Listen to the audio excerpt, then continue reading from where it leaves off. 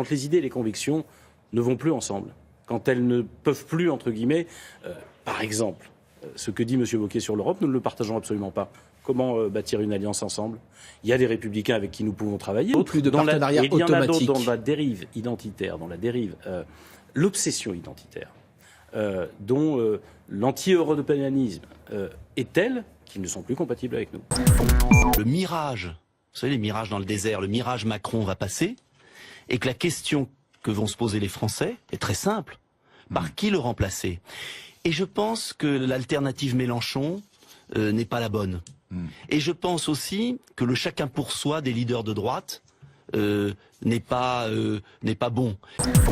Pour gagner la bataille, il faut premièrement être uni et fort pour pouvoir se faire entendre, et deux, avoir une perspective qui fasse que soit parce que le pouvoir en place est fragile, soit parce qu'il est près d'une élection, il finit par céder. Et puis l'absence d'alternative politique, donc pas simplement au moment d'une élection, mais de projets politiques portés massivement par les forces de gauche, nuit à une mobilisation. Je ne crois pas qu'il ait perdu sa dynamique, je pense qu'il a besoin d'un nouveau souffle. C'est un mouvement qui est jeune, qui a un peu plus d'1 an, qui a été extrêmement puissant pendant la campagne présidentielle, dans lequel il y a beaucoup de gens qui n'avaient jamais fait de politique avant, pour qui c'était le premier engagement. La campagne est passée, maintenant il faut de nouveaux objectifs et de nouvelles mobilisations, et ça va être tout le rôle de Christophe Castaner à partir de la semaine prochaine. Donc, on a un parti qui aujourd'hui a besoin qu'on prenne le temps de le structurer, donc qui a besoin de quelqu'un qui s'en occupe à plein temps.